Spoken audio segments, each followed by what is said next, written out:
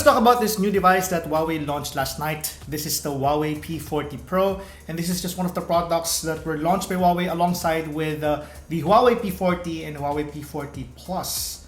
What's up guys, this is GN of GadgetPilipinas.net. Welcome back to the studio, and today we're going to be talking about our first impressions and unboxing of the Huawei P40 Pro. But before we head on to that, let me remind you that we have an ongoing giveaway for the month of March. All you have to do is to subscribe and go and check out the instructions in the description down below.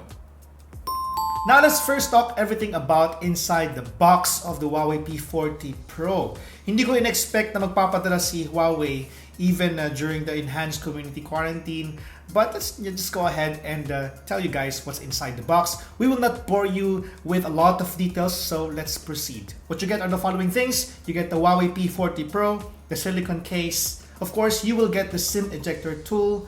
There is no manual and warranty inside the box because what we have right here is not actually the retail unit of the Huawei P40 Pro. You also get a 40-watt Huawei Supercharge, a Type-C cable, and an earphone with a Type-C plug. So that's everything inside the box. Let's now proceed with our first impressions.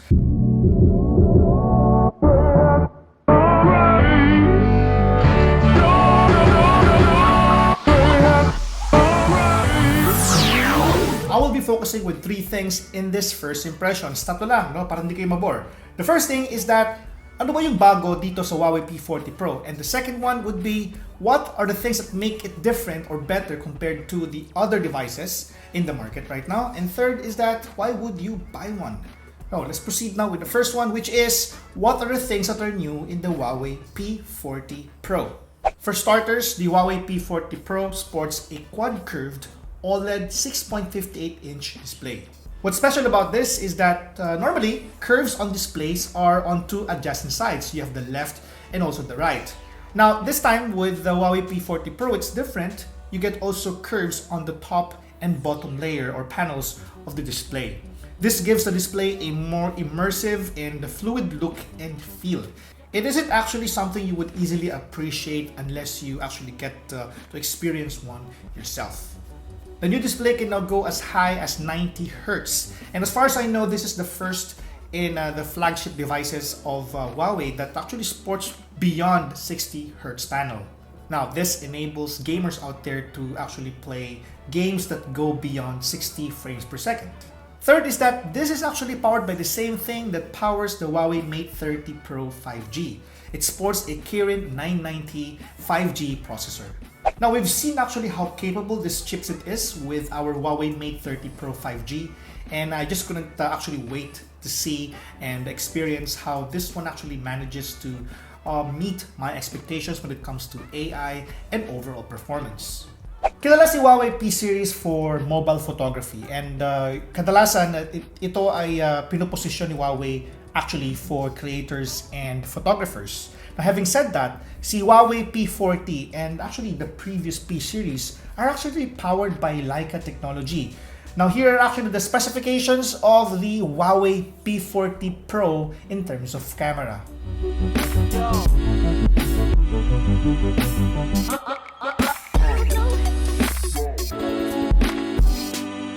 Ngayon, pag-usapan naman natin what makes Huawei P40 Pro better in the competition. Napagit ko na kanina na pag sinabing P-series, these are phones that are positioned for the creator and mobile photography market. Now, in the case of P40 Pro, dapat lang na Huawei once again partner with another premier photography company, which is Leica. Let us not talk first about the Huawei P40 Pro Plus because that is a different and a special device. Since dating na muna si Huawei P40 Pro in the Philippines bago yung P40 Pro Plus, I think it's best that we talk about this first and compare it initially with some of the products in the Philippines. Based on specs and initial impressions, Huawei P40 Pro is better overall when it comes to camera versus Samsung Galaxy S20 Plus. The front camera has higher megapixel and the rear cameras have better overall specifications. It's just a matter of testing and see how this really performs in real life situations. Now, another thing I would like to point out is AI. what makes this smartphone actually stand out is actually in the AI implementations on the device. EMUI's performance is tied to the AI technology that's tucked in Kirin 990. It's a very smart device and I've experienced it with the Huawei Mate 30 Pro 5G. EMUI 10.1 offers more to the table and it might just be one, if not the smartest AI on the smartphone right now.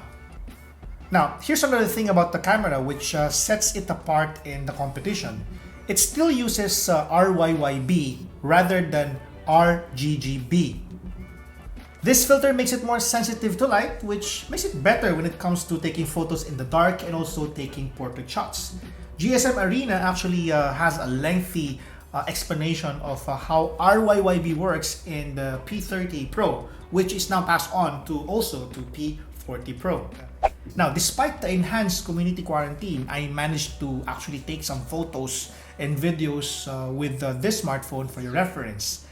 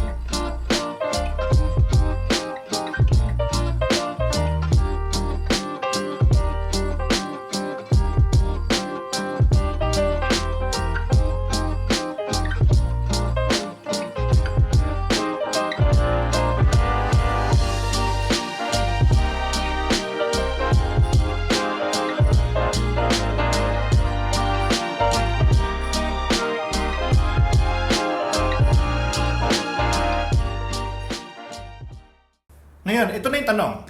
Why would you buy this? Siyempre, first impressions pa lang to, but let me give you my honest opinion about this smartphone. Huawei P40 Pro packs all the good things on a camera smartphone. It is by far the best that Huawei is currently offering right now, other than the P40 and also the P40 Pro and the Huawei Mate 30 Pro 5G. Now, at this point, with all these things, especially with the Huawei P40 Pro, I don't see any reason why you should not consider this as one of your choices when it comes to buying your next flagship smartphone. I guess that's it for our first impressions and unboxing of the Huawei P40 Pro. The Huawei P40 Pro Plus is now available for pre-order in the Philippines for 50,990 pesos. If you're going to pre-order, you will get as much as 12,285 worth of pre-order bonus. And if you're going to be part of the flash sale at Bibili Ka during the flash sale from March 27 to April 3, you will also get a free Gentle Monster Smart Glass. Diba? Sulit. I guess that's about it for our first impressions of the Huawei P40 Pro here in the Philippines, and I hope you guys enjoyed this. By the way, again, if you missed this, I encourage you to subscribe and click that notification bell because we are giving away for one of our subscribers for the month of March. Details is in the description down below. Again, this has been Gian of GadgetPilipinas.net. Maraming salamat sa panonood and stay at home during the enhanced community quarantine. Bye!